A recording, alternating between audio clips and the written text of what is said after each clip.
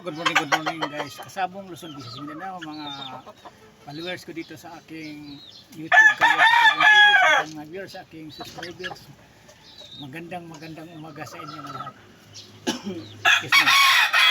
Ito, bago ko maipagpatuloy ang history sa linyada na ipakilala ko sa inyo, magpasalamat muna ako sa inyo lahat, sa aking mga subscribe sa akin, sa aking mga subscriber. Thank you sa inyo at saka sa aking mga followers, sa aking mga viewers dito sa aking channel, sa aking YouTube kaya Kasabong TV.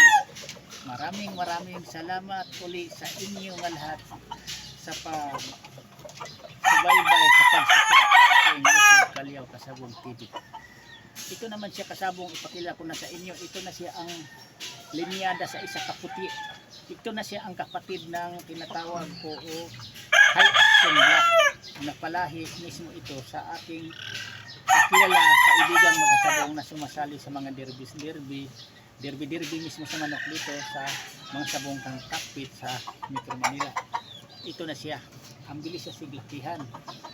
Pagpatunay lang ito na kung galing tayong mag-alaga, ibigay natin ang kompletong kailangan sa kanila, vitamins at saka feeds pang araw-araw. Ang bilis talaga masiglakyan. Ito siya. Kinukontin ko ito dati nasisiyo sa nasa Cubao ako, kumukuha ako. Diol pa ito. Kinukuha ko. Ito siya. Ang katawan ito nila, malitingan pero malaki pag hinihipok mo siya. Dikit ang sipit-sipitan nito. Ito na siya. High action black ang nanay nito, ang ama white butcher, kay puti ito. Ito siya nagmana sa ama nga white butcher kung tawagin. Hindi ito white kelso, white butcher ito siya. Ito siya. White pit ang paa nito niya. Yan. Yan ang sinasabi ko sa inyo mga baguhan pa lang ha.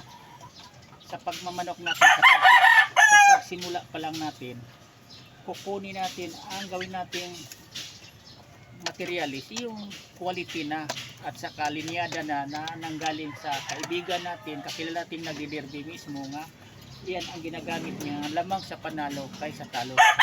Gagamitin niya sa mga ibid derby. Yan ang kinukuhaan ko mismo. O isa kalinyada din na i-crosses dito sa mga inahin ko rin na lamang din sa panalo ang mga anak nila kaysa talo pag ilalaban ko na sa mga sabong kakpit. Ganun lang kasimple, ganun lang kadali. Kayong mga baguhan pa lang, lagi kong i-advise sa inyo, palagi pinaalaala dito sa aking channel na kung magmamanok man lang tayo, magsimula na tayo sa linyada na quality at saka dugo nga winning line, mananalo, lamang sa panalo kaysa talo. Kasi halimbawa katulad nito, ang iparis ko nga inahin nito, quality din, linyada din na mananalo. Tapos ito din, kinukuha ko na white butcher, linyada ng mananalo din sa kaibigan ko, ginagamit niya mismo ko sa mga derby. Ang unang anak pa lang, hindi na ako logi sa ginagastos, hindi na ako nagsimula pa. Nagsimula na ako sa magandang linyada. Ang kalabasan sa mga anak nila ito, dahil iparis nito talaga yung original kong quality nga inahin na subok na ang mga anak lamang sa panalo. Sa unang anak pa lang na i-produce nito niya, maganda na ang kalabasan. Hindi na ako mapag-iwanan sa labanan sa manok, sa ulutan man yan o sa timbangan o sa labanan sa tawag nito pagalingay ng pagbato ng palo. Dahil mga magaling na talaga ang ilalabas sa mga anak nito. Kasi ito mismo siyang white butcher na ito. Kapag hindi mga magaling na linyada ito, hindi ito nagpanalo sa derby na i-entry sa kaibigan ko, dahil ito din ang kulay niya na swerte siya sa white butcher. Ang ginagamit niya white butcher puti at saka high action black yung itim. Kaya ang process na ito siya sa itim, ang nanay nito itim high action black, ang ama white butcher puti. Kaya ang kapatid nito nga yung pinakita ko sa unang mga content ko i-upload kong videos, yung malapad na ang palong, kapatid nito itim, yan ang nagmana sa nanay na high action black. Ganun lang kamadali sa aking mga followers, sa aking mga subscribers, sa aking viewers dito sa aking channel.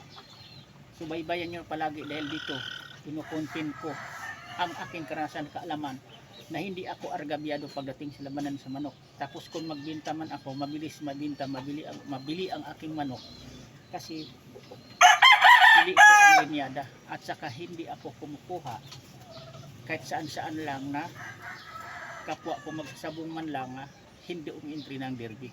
Doon ako kumukuha sa mismo ang mga materials kong ginagamit. Doon ako kumukuha sa mga kaibigan ko, mga kakilala ko mismo nag-entry ng derby, kung ano ang linyada, anong kulay nga siniswerte sila nga lamang sa panalo. Doon ako kumukuha katulad nito, white lobster na ito.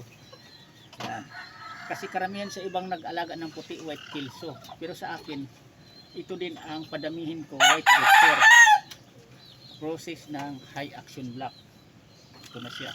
I-process ko naman din ito sa ibang linyadang inahin ko. Kung ano ang pagparisan ko na inahin, iyan naman ang ipangalan ko. Ako namang magpangalan. Hindi ko naman pangalan ngayon o white bootser ang anak nito.